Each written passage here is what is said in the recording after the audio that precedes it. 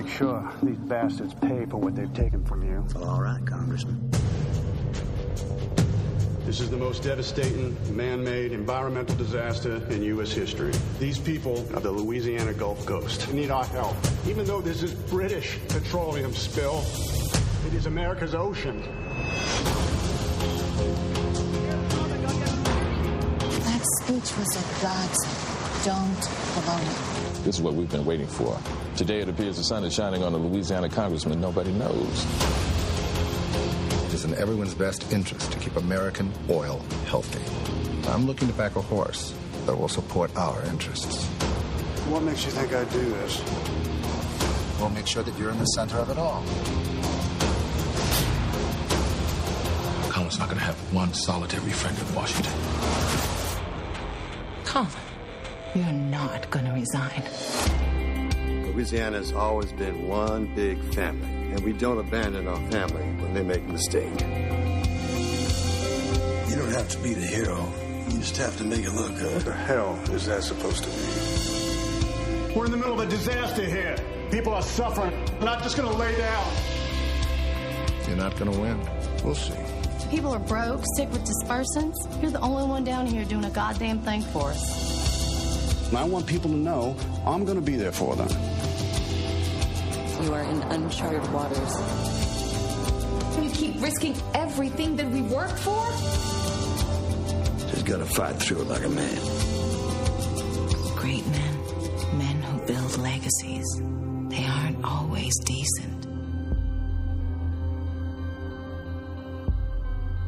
Hello and welcome to The Complete Works, an in-depth look into the career and filmography of Nicolas Cage. My name is Mike Smith. Joining me on this journey into the depths of true Cagedom is my friend, co-host, and fellow Cageaholic, Mike DeCriscio. How you doing today, Mike? Today, I'm just, hanging in there, really. I feel like with every subsequent episode of this podcast, you just seem more and more exhausted. Well, I have a reason this time, other than just existential dread. I was away for a friend's bachelor party all weekend, so, plenty of sleep was definitely had. Sure. So I made it, though. Yeah. I made it for the podcast. Responsible amounts of alcohol were consumed. And yes. Yes. All that stuff. So, well, I'm glad you made it for the podcast, Mike. In time for one of the most exciting movies of this entire... that's a lie. I can't even finish that sentence.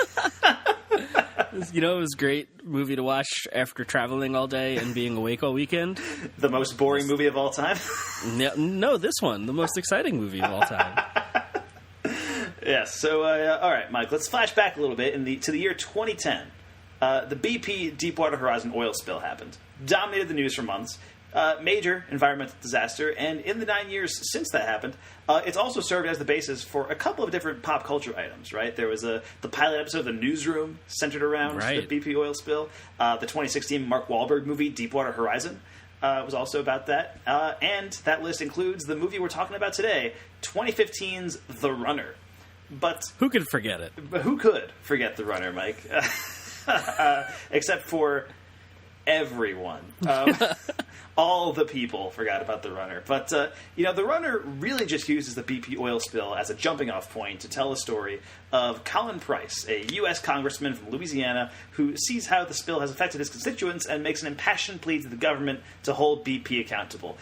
His speech makes headlines, his career appears to be on the rise, and then it's discovered that he's cheating on his wife, gets embroiled in a sex scandal, and is pressured into resigning, and then has to figure out how to work his way back into the government. So the movie is pretty heavily modeled on several real-life political sex scandals. The one that kept coming to mind for me as I was watching the movie was Anthony Weiner. Yeah. I did watch, it might have been like 2 years ago at this point, but there was a documentary called Weiner about Anthony Weiner and his sex scandals, and this movie mirrors that a lot. A lot of the stuff that happened in that documentary. But, Anthony Weiner was, at one point, this immensely popular Democratic senator, arguably on track to being a presidential candidate, and then the sexting scandals brought him back down, and he started again from scratch, attempting to run for mayor of New York City, before another sexting scandal brought him back down.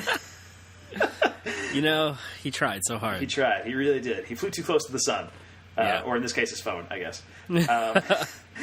Director Austin Stark acknowledges the Anthony Weiner connection, plus shades of New York Governor Eliot Spitzer, but he feels Colin Price is actually more inspired by young Bill Clinton than anything else. which I think is kind of interesting. But he wrote the script with Nicolas Cage in mind for the role, and he sent it to him as soon as he was finished, and Cage accepted it 3 days later. The movie ended up being released in 2015, just weeks after BP finally agreed to pay over $18 billion in penalties related to the oil spill. Look at that. Yeah, so that's a weird bit of timing right there.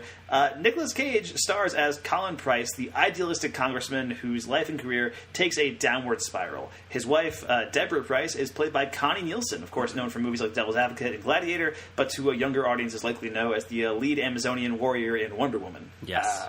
Cage's father, Rayton Price, played by Peter Fonda, which makes this the third movie they've appeared in together after Deadfall and Ghost Rider. And as I was researching this, I completely forgot that Peter Fonda was in Deadfall. I forgot until right now. I was like, oh, hey, Ghost Rider reunion. And then as I was looking through his Wikipedia page, I was like, oh, shit, he was in Deadfall. And honestly, I forget almost everything about Deadfall except for Nicolas Cage, Charlie Sheen in a red, devil suit, and that one guy with the lobster claw. The lobster claw. Those are the big 3 points you need to take away from Deadfall. You know what's crazy, too? Who would have thought of all the actors for Cage reunions to happen? For a three-peat, it would be Peter Fonda. Right? It seems odd, right? Because, the prime Peter Fonda years are way before Cage started acting in movies, you know? Yeah, it's pretty nuts. It's pretty weird. Cage's PR person and later love interest in the movie, Kate Haber, is played by Sarah Paulson, known for American Horror Story, American Crime Story, People vs. O.J. Simpson, and Ocean's 8 and Bird Box, and a bunch of things. She's great. Cage's campaign manager, Frank LeGrand, is played by Wendell Pierce from The Wire, who also appeared with Nicolas Cage in It Could Happen to You. If you remember that movie. Oh, yeah. Yeah, that's pretty wild, right? We're going early 90s Cage reunions going on right now. And Brian Batt, who played Sal on Mad Men, appears as Mark Lavin, an oil exec trying to get Cage to run on their behalf. And Dana Gourrier, who worked with Quentin Tarantino on Django Unchained and The Hateful Eight, and had recurring roles on Togetherness and True Detective Season 1, plays Cage's secretary, Daria Winston. So The Runner is the directorial debut of Austin Stark, who also wrote the film. Before this, he was a producer known for movies like Happy Thank You More Please, Detachment, and Hello, I Must Be Going. According to IMDb, he's currently filming his next film, which is called The God Committee, and stars Kelsey Grammer and Julia Stiles, and is described as a searing look into the U.S. organ transplant system, seen through the eyes of those personally involved and affected by it. So, wow. Yeah, sounds exciting, I guess. Yeah. Now, The Runner got a very limited theatrical release and was released on VOD on the same day. Its theatrical gross was just over $20,000. Not great. The Runner was released on August 7th, 2015. And if you didn't see it that weekend, you may have seen the movie that we saw instead, Mike, which was Josh Trank's big swing and a miss of a reboot, Fantastic Four. We reviewed that movie on FilmBookcast. That was episode 14 or something. So that was a ways back, if you can find it. But it's a good one. You could have also seen The Gift, which is a pretty solid thriller directed by Joel Edgerton and starring him and Jason Bateman. Ricky and the Flash, a really solid comedy drama starring Meryl Streep, and the final film directed by Jonathan Demme, actually. Or you could have taken the kids to go see Shaun the Sheep movie, which I have not seen, but I have heard is very fun. I'm sure it's great. I'm sure it is. The IMDb plot synopsis for The Runner reads, in the aftermath of the 2010 BP oil spill, an idealistic but flawed politician is forced to confront his dysfunctional life after his career is destroyed in a sex scandal. So, Mike, what are your overall thoughts on The Runner? Well, like we alluded to in the intro, what a boring fucking movie. Which, is a shame. This has all of the makings, the ingredients for really powerful character drama, right? The cast of this is a pretty incredible character actor cast. It's a great cast, dude. You got Cage, you got Connie Nielsen, Sarah Paulson, Wendell Pierce, Peter Fonda. This is an insane cast for this level of movie. Yeah, exactly. It feels like it should have been a really intense, I don't know about taut drama, but a really powerful character study, right? The fall of man kind of thing. Sure. This rising politician that squanders it just out of being an idiot. But that happens in the first 10 to 15 minutes before I give a shit about any of these people. Yeah. And then we cut 9 months later before I have any time to care about what happened to him in the aftermath. It kind of skips everything. And it's just, there's nothing really there to hook me as an audience member. A lot of this stuff, like I said, it just happens too quick, I think, in that first act. Or the first act is too short, or whatever. I don't really know how to phrase that. And I just didn't really care. And then it sort of has a message, I thought, and then doesn't. But then maybe it does in the last two shots, and then but by then I've already wasted an hour and a half thinking you don't have a message. So I don't. Your 2 second, or your 2 minute attempt at making a point isn't really going to cut it anymore. I don't think. Yeah. So I don't have a whole lot of faith for his next movie that's like a takedown of the organ transplant system or whatever. Because if it ends up anything like this, it's going to be a swing and a miss. Yeah, I would agree. I mean, this movie is just so boring, and it's so weird to me. It seems like when the movie starts, it feels like it's going to be this really impactful takedown of BP and all that, everything that happened with the oil spill, and it could have been a really engaging piece on that front. And then it's also this other thing where it's doing this kind of style commentary about politicians. I think it's a weird choice that they take the actual BP oil spill and make it the backbone of this fictional story.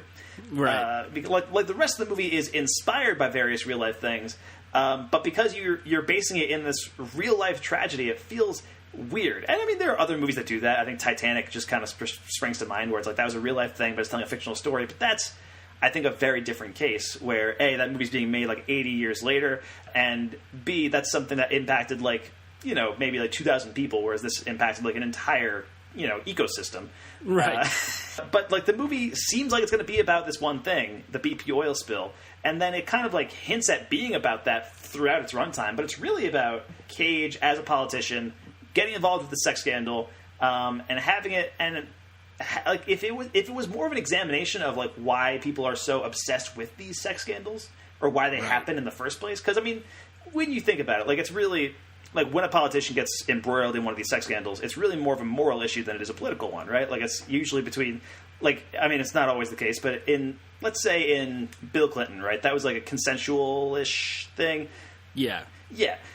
So it was two consensual adults, and Bill Clinton was cheating on his wife, which is morally bad, but he wasn't breaking the law, right? And they even and they kind of pay lip service to that in this movie, right? They somebody says that to Cage at one point, man, you didn't break the law, you're fine.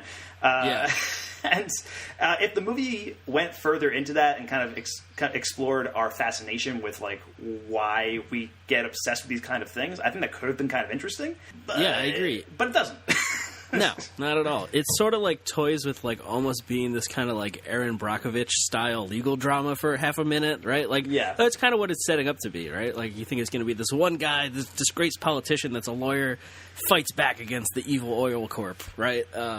That's kind of seems what it's going to be, and then it doesn't do that at all.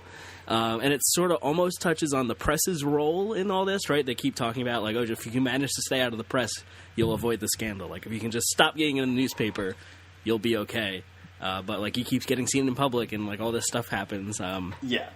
And it could talk about the way the media perpetuates this kind of fascination with sex scandals, or the way it controls narratives and stuff like that. But this movie isn't capable of handling that to any degree that's interesting or important. It kind of just pays lip service to a lot of these issues, right? And I think sucks because of it. Yeah, I mean, I think it also has a very unique problem of seeming like there's a lot going on. It seems like there are a lot of things happening in this movie, right? Right.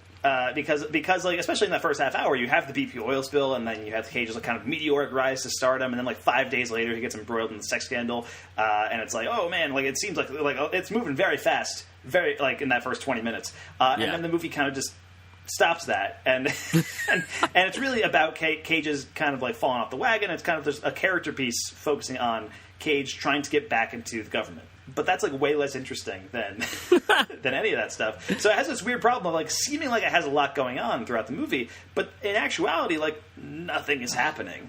And then when it's over, you're just all right, I guess it's over now. The movie even just sort of ends as it's about to begin. I feel the ending of this movie, it's okay, now we're ramping up into something, and nope, that's the credits. That's it. That's the end of the credits. I think the movie just thinks that it ran out of gas, so it cuts itself short of the hour 20 mark. It almost feels like it thinks it made a point, though. That final shot, that last scene or last two scenes, I guess. I feel like it thinks it's making a point, and I don't know what it is. Which I guess we could talk about. I forgot we don't do spoilers on this spoiler section. Yeah. But right, so like the whole movie, throughout the movie, Cage refuses to, join the lobbyist or have this BP lobbyist like back his campaign, right? Like finance it. That's kind of like one of the underlying conflicts throughout the whole thing.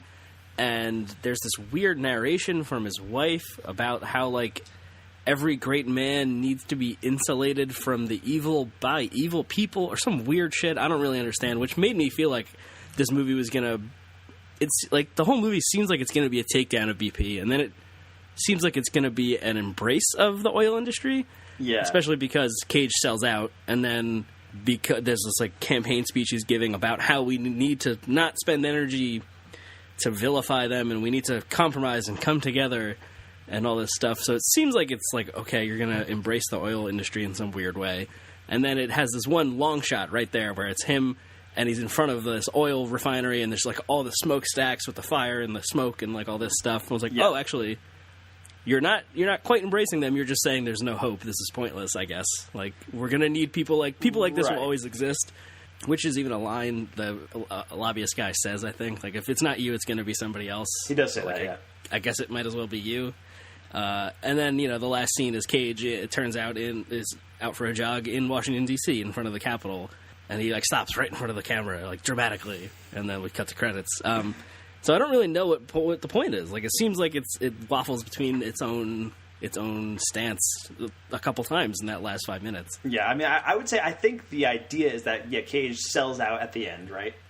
Right. And so it's sort of like just being in politics and going through all this, like it's just a draining experience, and you will like it takes away your humanity or whatever. Because Cage starts off as this very idealistic, like almost like Mr. Smith goes to Washington type of character, right? Where it's like I'm fighting for the little guy and that kind of thing, and that and you kind of see throughout the movie like that getting like sucked out of him by the soulless machine of Washington politics, which hey, I'm all about. I think that's great. But but the movie doesn't like do anything with that. Like there's an hour-long stretch where it's just about Cage being in the relationship with Sarah Paulson or Cage dealing with the death of his father, and it's like some of that can be interesting, but like it's not related to anything going on elsewhere in the movie. Yeah, and it just everything just feels like A, out of place, and B, just kind of thrown in there. Like it's like like there wasn't really much care like thrown into like what was being done here. But what did you think of Nicolas Cage as Colin Price?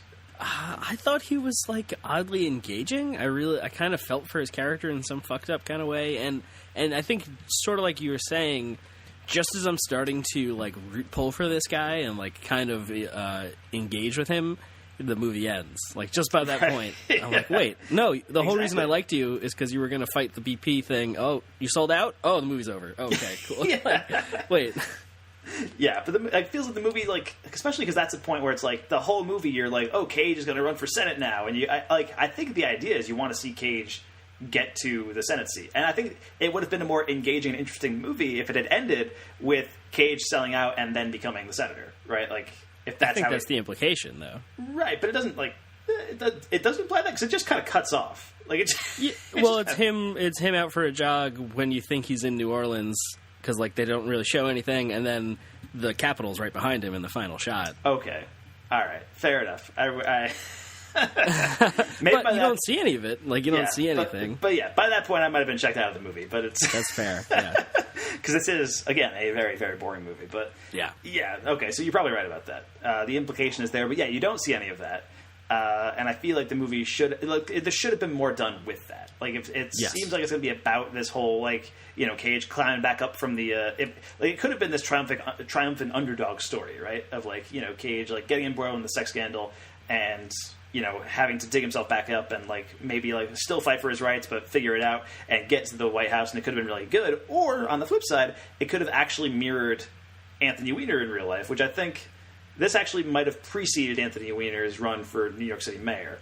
If I'm thinking, I don't remember. It might have been happening like simultaneously, actually. But like if it had reflected that more, like where he's trying again and he gets embroiled in another scandal, and like it's just kind of this endless self-defeating cycle that Cage finds himself in, and that's the note the movie ends on. I think that could have been really cool too. That could have been interesting.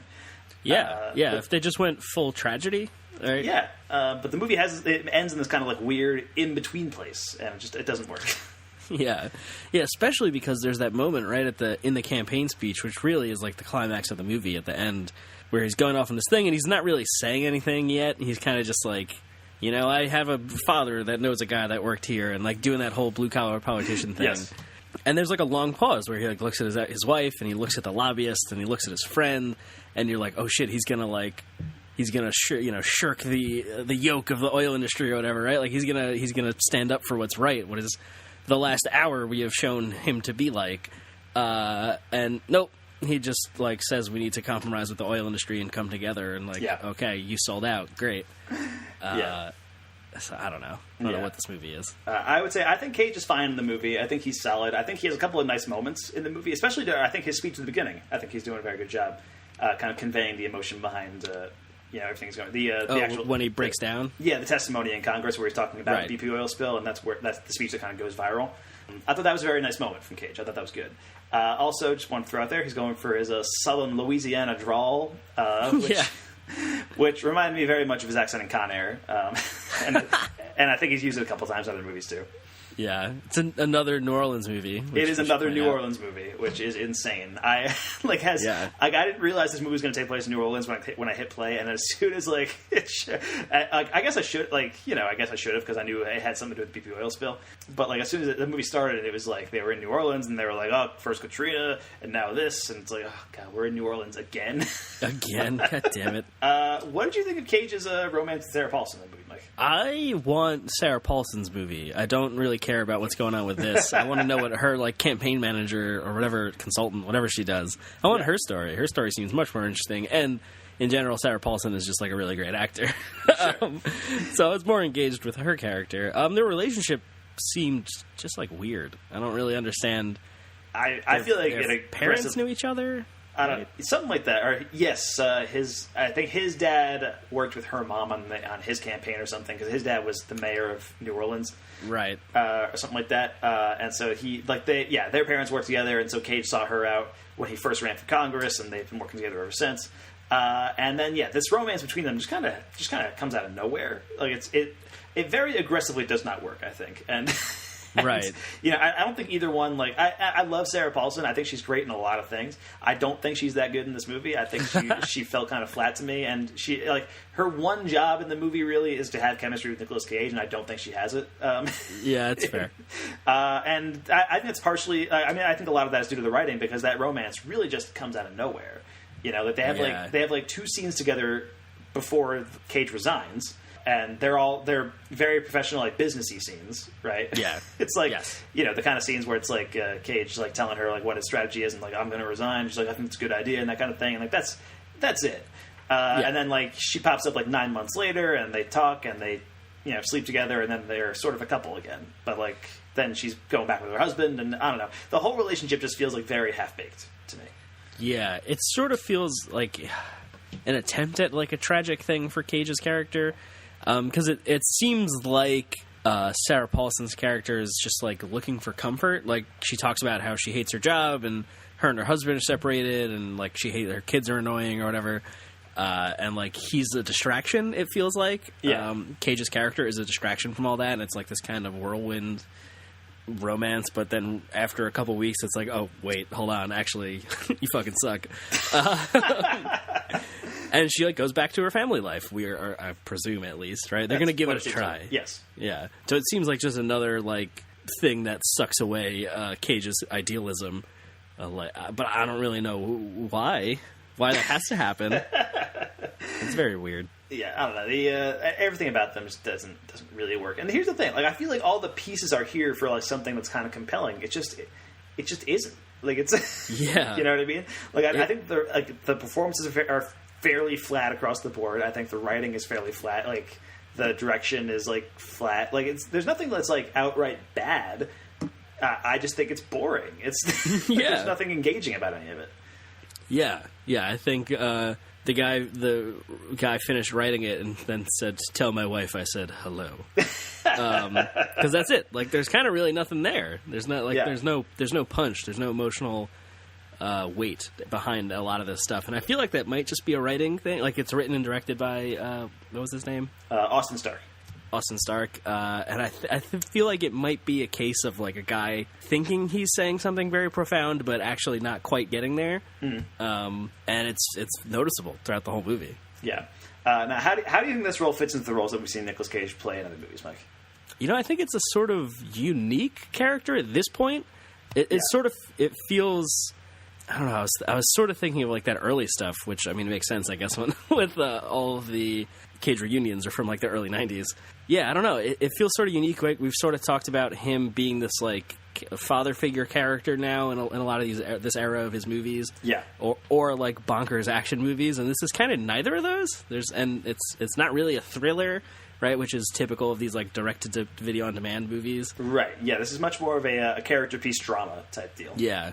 So I don't really have a specific movie in mind of what it like reminds me of. Okay. Yeah. I mean, I think this movie is somewhat of a piece with Lord of War and Dying of the Light, or like the two that kind of came to mind, where they're both kind of political satires, and I think this movie's a little more coherent than Dying of the Light is.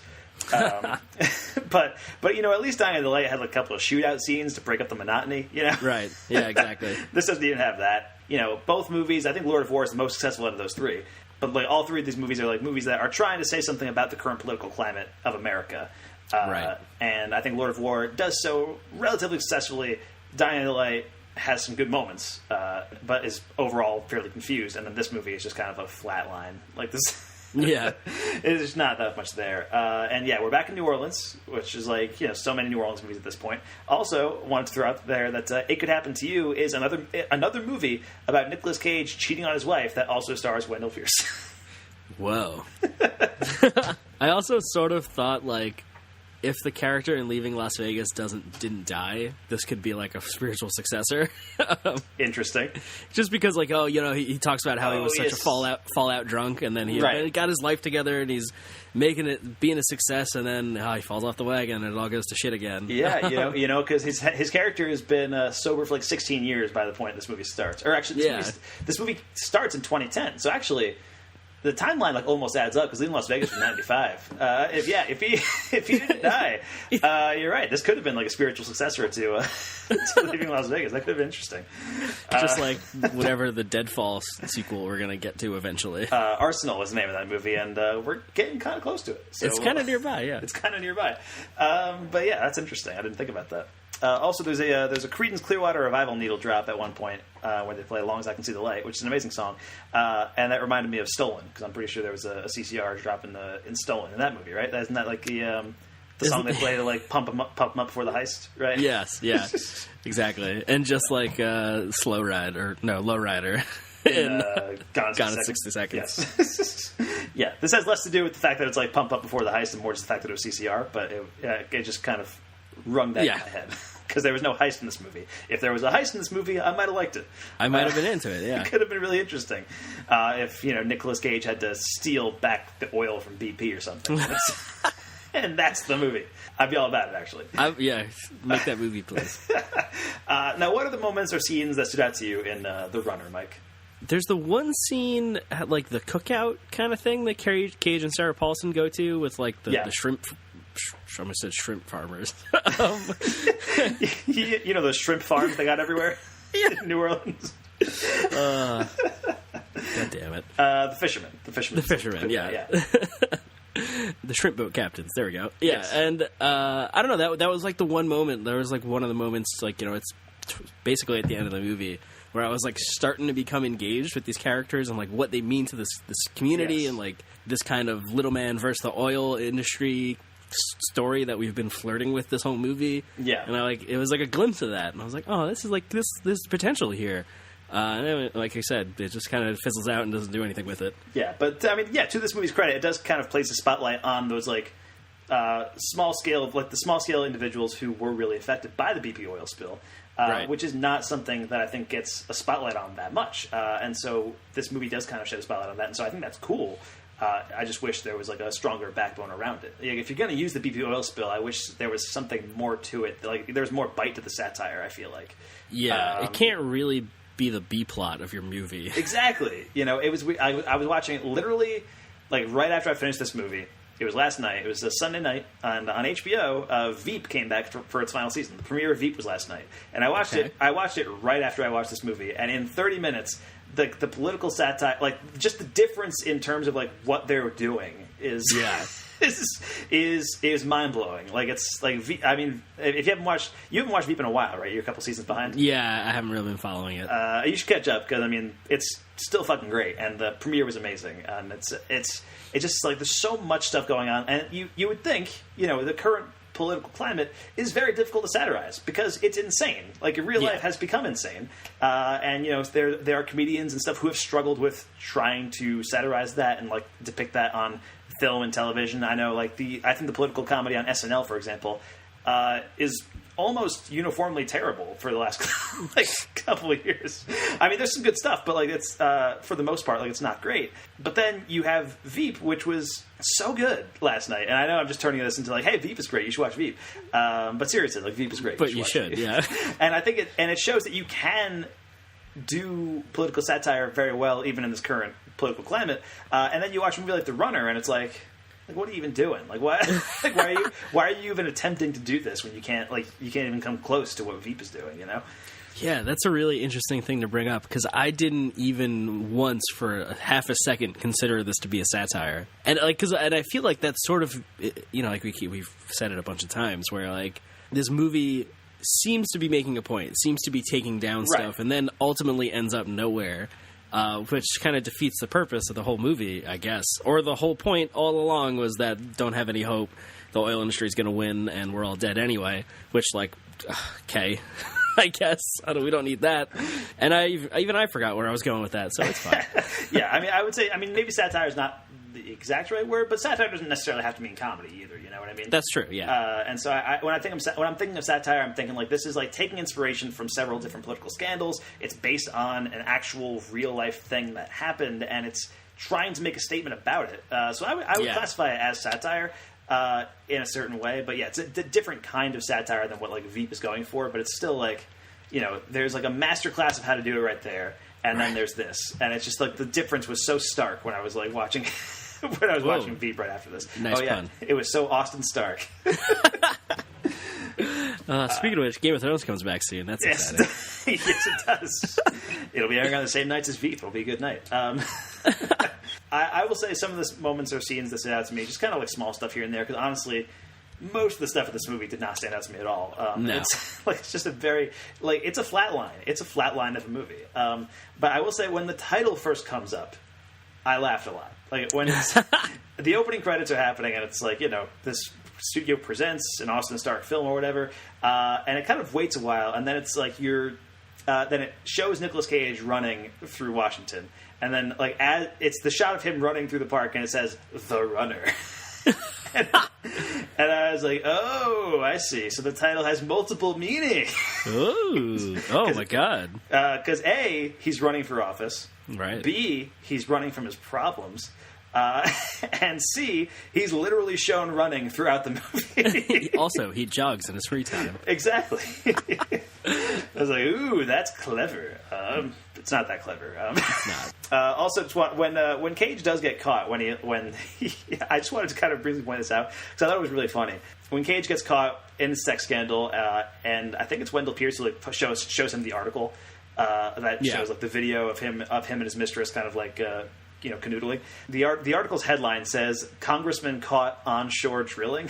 Yes, and I thought that was great. That was a great headline. Like whoever wrote that headline deserved a raise. Because at that point, art department guy. Yes, at that point, all we knew about this character was that he was fighting the BP oil spill, and now you have that headline. It's like that's great. That's the perfect headline.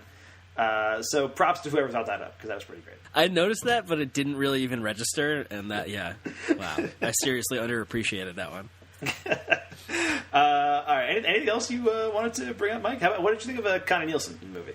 I don't get like her character. She's kind of like shown to be this like cold-hearted, like cutthroat willing to do what it takes thing, right? Like, she kind of just takes the sex scandal in stride and is like, well, how do we get around this to win still? And then, like, by the end, she seems to have thawed or like, it seems like she's just playing Nick Cage's character. Like, right after his father dies, or right before his father dies, where she's like, I want to get back together. And, like, I don't know, like, I don't really know what to make of her character either, and it seems to sort of be this, like, Machiavellian, like, willing to do whatever it takes kind of thing. On her part, she wants Cage to win to lift herself up, or some weird thing. Like, Kay, I don't know. Shit's already so fucked up, we don't need this stuff. Yeah, I mean, here's the thing. I think, honestly, her character really reminded me of Robin Wright in House of Cards. Did you watch House of Cards? The first season, yeah. Okay, yeah, I watched the first season of that show and, like, half of the second season, and then it got insane. And so I remember the first season was pretty good, and then the second season begins. Spoilers for House of Cards, but it begins with Kevin Spacey pushing Kate Mara into a train. Yeah, and I was like, I feel like I'm off of this show now. I might have missed something here. But yeah, House of Cards is it's a whole other House of Cards to talk about, but. Nice. But her character really reminded me of Robin Wright on that show. Just like I felt like their whole marriage was kind of set up based on their careers, and it wasn't really maybe it was based on some kind of love at one point, or they thought it was, but it was really based on kind of propelling the other one to get further and further as far as their careers go. So it was a very similar dynamic to Robin Wright and Kevin Spacey in House of Cards, with less murder, which makes it less exciting. True, that we know of, at least. That's true. There could have been some murder happening off screen in this movie. In the B-plot. I wish we could have seen it happening on screen, because would have thrown some excitement into the mix. But yeah, I thought Connie Nielsen, for what she was given, was solid. It was fine. She wasn't bad by any means. Much like the rest of this movie. Nobody in this movie is actively bad. They're just they're there. They exist. Right. Even Peter Fonda, who's kind of just here to die, I guess. Yeah, even Peter Fonda, who has a couple of scenes, right? He shows up and kind of gives Cage not really a pep talk. He and Cage have a strained relationship when they show up. They talk about how his past, the mayor, and he was an alcoholic and that kind of thing. And then later he goes to the hospital and they have one kind of heartwarming deathbed confession scene or whatever. And then Peter Fonda dies. And when he first shows up, he seems like he's going to be this real right, it's after the sex scandal, and he arrives and he talks to the media, and I forget what he says, but he got some smooth politician line, Yes. And it seems like he's going to be this master slime ball, manipulate, handle this this situation. Yep. Because that's what he does. But then he just goes away, and then he dies. It's fuck it, come on, man. Yeah, just give me something to latch onto with this movie. Yeah. What did you think? There's this really weird moment, I thought, where Cage calls Sarah Paulson. And he describes a dream that he had to her. And I think it's meant to be endearing, but it came off as really creepy to me. Yeah. He's talking about it, and it's we were in high school and I was asking you to prom, but we were our age. We weren't high schoolers. So we were middle-aged people in high school, and I was will you go to prom with me? And she's what did I say? And she's you said yes. And that's kind of the end of the scene. But it's just I don't know. It's just very weird. It's there's no excitement level, right? There's no engagement in whatever he's saying, and I don't know. It's just what did you make of that whole sequence? That scene that's what sort of made me think that it's to Cage and Paulson. It's this kind of whirlwind, two lonely people that find each other in their low points and kind of come together situation, because it's I feel like we're in high school kids again. That's a kind of a cliche thing with a relationship, right? Sure. So I thought that's sort of what this is doing, but the sad alcoholic version of that, I don't know. And then it's kind of where the Sarah Paulson's character her life kind of gets back together, and she's over this. You're get out of here. You're weird now. But for Cage, he gets stuck in that rut, I guess, until he sells out for that oil dollars. I guess so. Yeah. So the movie kind of just ends right there, as it's about ready to start. If that had happened, at the halfway point of the movie, right? If we're Cage decided to sell out at that point, and then you see his campaign, and then you see him getting to the White House, not the White House, but getting to the Senate. Right. Or maybe even being on track to the White House. How far can this go? If you it feels like it just skips over the most interesting part of the movie. It's weirdly enough, the other movie that came out that weekend, Fantastic Four, which skipped over the middle part of that movie, right? Remember, we watched that movie, and that first hour is them building up to them getting their powers, and then it cuts to 1 year later. That's right, I forgot. That's kind of what this movie does. It's like, Cage, it's implied that he sells out, and then the movie, cuts to Cage running in Washington, and then it cuts to credits.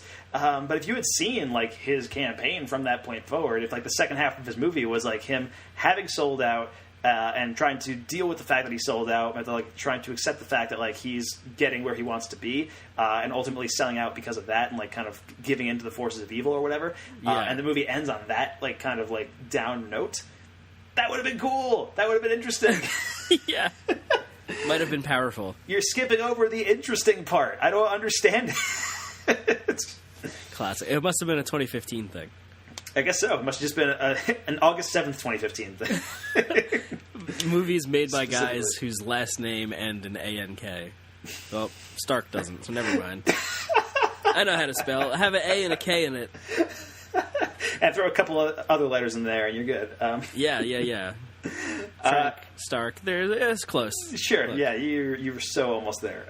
Look, I just drank a responsible amount this weekend, so it's fine. Yeah, fair enough. All right, so is there anything else in the movie you wanted to bring up, Mike, or should we move on to Letterboxd reviews? Just real quick, remember when Cage drives through the front of his wife's house? Oh, yeah, yes. That's it. And, she takes him back over it. It's like, what the fuck? Right, yeah, that was weird. That's all. Yeah, but at that point, that happens an hour and 10 minutes into the movie or whatever, and I was so out of it by then. I was like, fuck it, I can't do it anymore. Yeah. I think final thoughts before we get into Letterboxd reviews. The Runner, it's bad. Yeah, not great. And it's weird because there's no part of it that is actively bad, but it's just so mediocre throughout. Yeah. That it becomes bad as a result. There's nothing in it that rises above the level of mediocre. So there's not one thing I can point to where I'm like, that was great, but everything else sucked. There's nothing like that. It's just a flatline movie. Yeah, there's no response brought from any of this movie. It doesn't even have the decency to be left behind bad. It's just it's just boring. It's just boring. This movie is as dead as Peter Fonda's character. Wow. Nailed it. Boom. All right, let's move on to some Letterboxd reviews for The Runner, starting right now. Here's a 2-star review of The Runner, which reads, was hoping for some Nicolas Cage schlock, but got a snooze fest instead. A drama about a disgraced politician looking for redemption that checks every cliche you expect it to. Super obvious script that force feeds information through awkward exposition and remember when asides, and doesn't bother to create any characters you haven't already seen in better movies. There isn't a single development in the story that you don't see coming from miles away, and Nicolas Cage only raises his voice twice. although his southern accent is reliably unreliable. Yep. Oh, also, something about a Louisiana politician whose career is completely obliterated by an affair is hilariously dated in 2018. Just can't put my finger on what makes that so absurd. Was there a Louisiana politician that had that happen to them? I think that's meant to just be regular politician in general. Oh, okay. Here's a 2-star review of The Runner, which reads, this was bad, but I had fun pretending that Sarah Paulson and Nick Cage could ever be together. Which is pretty cold-blooded, but also, yeah. Here's a 3-star review, which reads, despite looking like Cage's take on the Transporter series... I would have loved that movie. I wish we had gotten that movie. Yeah. It's actually a very dull political soapbox. Very, very boring, even with Cage. In the era of House of Cards, from which the film frustratingly draws influence from every corner, it's hard to see why anyone should bother to see this film, which offers nothing of substance or value to the politics or filmmaking communities. It's like listening to people discuss a topic that they have no clue about and you're reasonably familiar with. Aggravating, yet unavoidable. You just have to continue listening or tell them what's up. Here's a 2-star review of The Runner, which, by the way, so... As I was looking through The Runner reviews, I found a combination of people who were disappointed by the movie, people who were Nicolas Cage fans, and people who were really big Sarah Paulson fans, because she has a pretty fervent fan base thanks to American Horror Story. That's fair. And so this Letterboxd review came from this one woman who said, Sarah Paulson did not deserve to get her boobies out to do a sex scene with Nick Cage, and I'm going to go bleach my eyeballs. Bye. Which I thought was pretty funny. Here's a 1.5-star review from The Runner, which reads, imagine a season of House of Cards whittled down to 90 minutes and with all the fun stuff cut out. It's Nick Cage in serious mode, which is not what you want when he's playing a Louisiana congressman embroiled in a sex scandal. But this has all the dramatic momentum of watching Nick Cage watch C-SPAN. Not Nick Cage's worst film, but easily his dullest. And finally got one more review of The Runner. This is a 1-star review, and it reads, "The BP oil spill was a disaster of unprecedented proportions. While nowhere near the enormity of that tragedy, The Runner is also a disaster that should have been prevented." Wow. And I think that about wraps it up. Yeah, I would agree. Here for The Runner. So yeah, The Runner. It's bad. Don't watch it. It is on Netflix, though, if you do want to watch it. It is there. So if you don't believe us, you can try for yourself. Exactly. So, Mike, where can we find you online this week? You can find me at MD FilmBlog on Twitter. And you can find me at MSmithFilmBlog on Twitter and all of our podcasts and stuff at FilmBook.com. Thanks so much for listening to The Complete Works. I'm Mike Smith. That's Mike DeCriscio. If you're listening on iTunes, or even if you're not, make sure to rate and review us. 5 stars would be great. And tell people you know about the show if you can. If you want to contact us, you can do so by emailing Nicolas Cage, CompleteWorks@gmail.com. We would love to hear from you. Now join us for the next Complete Works, where we'll be talking Nicolas Cage's role in 2015's Pay the Ghost, which is a supernatural horror movie directed by Uli Edel, whose career includes Last Exit to Brooklyn, Body of Evidence, and The Little Vampire. Remember that movie, Mike? No. The Little Vampire. It was a movie that came out when I was like 7, and it starred the kid from Stuart Little, Jonathan Oh my Lipnicki, God! And he played a little vampire. Yeah. So yeah, this is from that director who made The Little Vampire, and also a couple of like cult horror movies from the 80s and 90s, like Last Exit to Brooklyn, Body of Evidence. So it should be interesting. You know? Totally fun. I hope so. I mean, the reviews are not great, but I'm hoping for like some fun, schlocky horror stuff from Nick Cage. That's kind of what I want, right? Laurie from The Walking Dead also in this movie too. So all right. there's that as well. Plus, you can keep an eye out for Film Bookcast, where we're talking the newest DC film, Shazam, next week. I'm pretty excited about this one too. I've heard very good things about that, so looking forward to that. Thank you so much for listening, guys, and thanks for getting in the cage. Boom! Nick Cage, motherfucker! Boom! A Nick Cage, motherfucker! Boom! Nick Cage, motherfucker! Think about that while you're leaving Las Vegas! Boom! Nick Cage, motherfucker!